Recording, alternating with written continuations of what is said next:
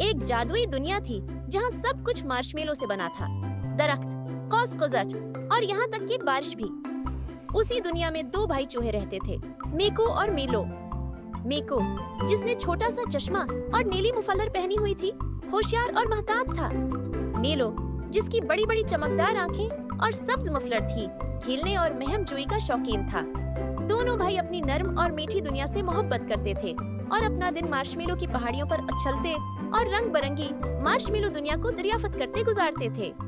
एक दिन जब वो मार्शमेलो का नाश्ता कर रहे थे, अचानक जमीन हिलने लगी। उन्होंने बाहर झांका और देखा कि एक बड़ा नर्म और मुलायम मॉन्स्टर उनके मार्शमेलो गांव में घूम रहा था।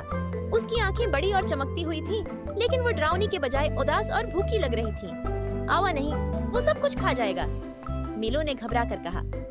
हमें उसे रोकना होगा, मीकू ने जल्दी से कहा। दोनों भाइयों ने जल्दी से मज़ीदार